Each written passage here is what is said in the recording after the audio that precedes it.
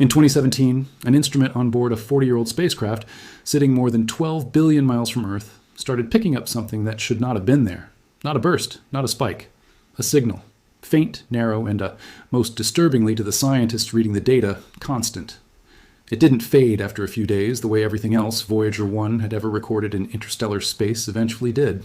It just kept going, week after week, month after month, year after year.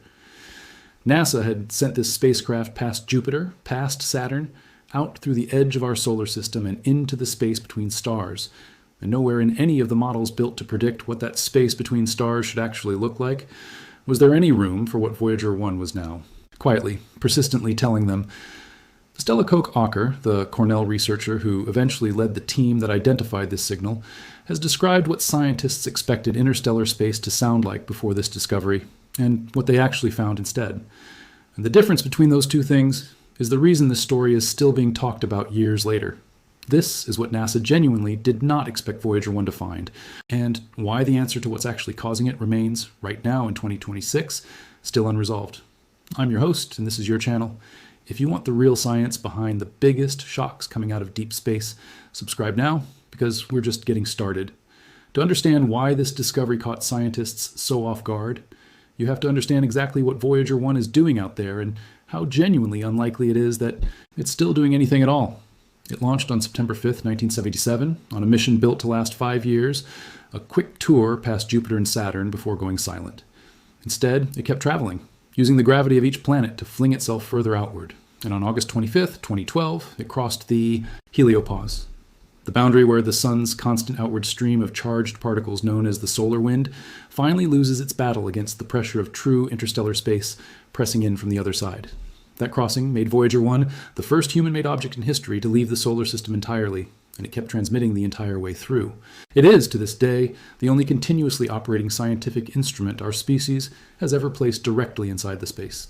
Between stars, a genuinely unprecedented vantage point that no telescope on Earth, no matter how powerful, can replicate, because a telescope on Earth is still looking at interstellar space from the inside of our solar system's protective bubble. Voyager 1 is actually out there, physically present, measuring that environment directly. Before Voyager 1 made that crossing, scientists had spent decades building detailed, carefully constructed models predicting what interstellar space should actually be like. These weren't casual guesses. They were the product of serious, peer-reviewed theoretical work by some of the most capable physicists in the field, built on everything we understood about plasma physics and the behavior of charged particles in low-density environments. And nearly all of those models agreed on the same basic picture. Interstellar space should be relatively quiet.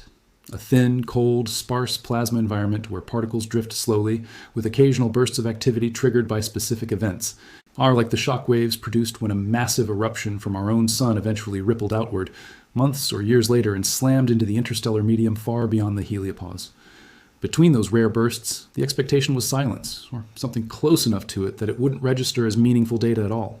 Voyager 1's plasma wave instrument, one of the small number of scientific instruments still functioning on the spacecraft after decades of operation, is specifically designed to detect oscillations in the surrounding plasma, essentially picking up the faint electromagnetic signature produced when charged particles in space vibrate or interact with each other. In the years immediately following the 2012 heliopause crossing, this instrument did exactly what scientists expected. It detected occasional bursts, tied to those known solar-triggered shockwave events and relative quiet in between. Then, starting in 2017, something changed.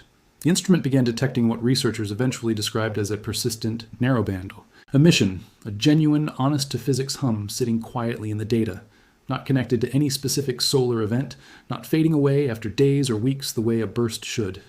It just continued, steadily, in the background, for years. When Stella Koch-Ocker and her colleagues at Cornell University published their analysis of this signal, the scientific comparison she offered to describe the shift in understanding was genuinely striking.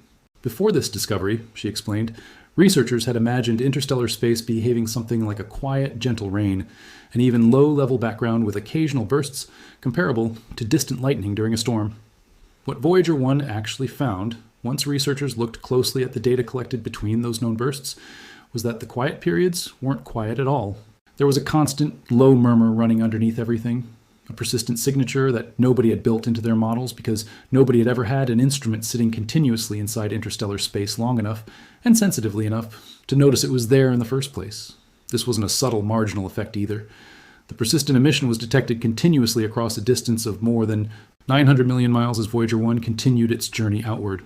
10 times the distance between Earth and the Sun, a signal sustained and consistent enough that researchers were confident it represented something real and physical about the fundamental structure of interstellar plasma, not a fluke, not an instrument glitch, not noise. Published in the peer-reviewed journal Nature Astronomy, the research team's conclusions were direct, and for a field built on carefully hedged scientific language, unusually blunt. Interstellar space, they stated plainly, is not the quiet, uniform void that existing models had described. It is turbulent. It has genuine physical structure at every scale researchers could measure, from distances as small as individual meters all the way up to distances measured in millions of miles. In a real, physical sense, the space between stars is alive with motion and complexity that had remained completely invisible to us, simply because we had never before had a single instrument actually positioned inside it to detect it directly. Sit with that for a moment, because it's worth understanding exactly how significant a course correction this actually represents. Every previous model of interstellar space had been built entirely from the outside, looking in, constructed from a planet using telescopes, mathematics, and theoretical extrapolation, never from direct, sustained measurement taken from within the environment itself. And the first instrument humanity ever managed to actually place inside that environment came back and told us those models were missing something fundamental, that the universe beyond our solar system's protective bubble is more complex, more dynamic, and more structurally rich than anything we had assumed. Here's where this becomes genuinely important beyond pure academic curiosity, because the implications of this discovery reach directly back to Earth. The heliopause, the boundary Voyager 1 crossed back in 2012 isn't just an abstract line on a scientific diagram separating our solar system from interstellar space. It functions as a shield, deflecting a substantial portion of the most dangerous forms of cosmic radiation, high-energy particles streaming in from distant, exploded stars elsewhere in our galaxy, preventing that radiation from reaching the inner solar system, including Earth, at full strength. If the interstellar environment pressing against that shield from the outside is more turbulent, more variable, and more energetic than any existing model had accounted for, then questions about the long-term stability and behavior of that shield over geological timescales genuinely need to be reconsidered. Scientists don't yet have a complete answer to what this means for Earth specifically, and it's important to be honest about that uncertainty rather than manufacture a false conclusion. But the fact that this question now has to be seriously asked at all, using real physical data rather than theoretical assumption, represents a genuine shift in how researchers understand our solar system's vulnerability to the wider galactic environment surrounding it. There remains one significant, unresolved piece of this story, and it's worth explaining honestly rather than pretending the mystery has been solved, because the genuine scientific uncertainty here is part of what makes this discovery so compelling.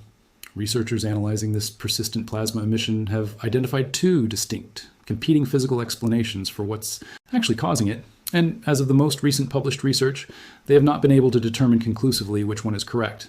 The first possibility is that the signal originates from thermally excited plasma oscillations, essentially the natural vibration of charged particles interacting with their immediate surroundings.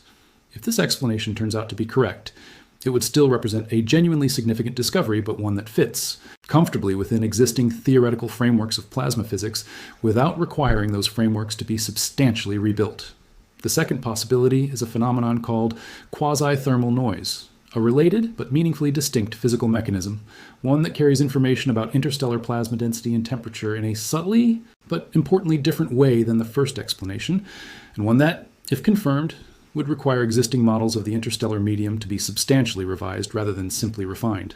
Distinguishing definitively between these two explanations requires either significantly more data collected directly from Voyager 1 itself, or an entirely new mission specifically, designed and built to study interstellar space using instruments purpose-built for exactly this kind of measurement.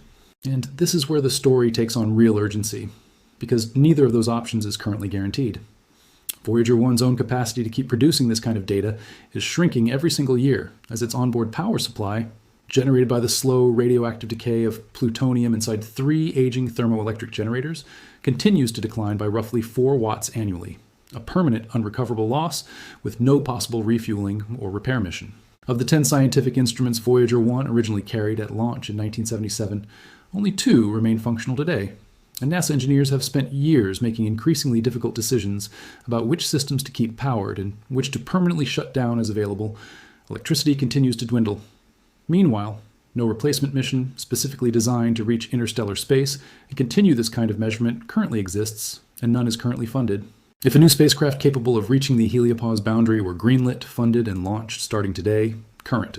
Projections suggest it would take at least 2.5 decades just to physically arrive at the same boundary Voyager 1 crossed back in 2012. Which means the open question sitting at the center of this entire discovery, whether that persistent interstellar hum comes from ordinary thermal oscillations or from a phenomenon that would force a genuine revision of existing physics, may simply remain unanswered for a very long time after Voyager 1 eventually goes silent. Engineers currently project that moment. The point where the spacecraft's remaining instruments finally lose enough power to function at all will arrive sometime in the early 2030s.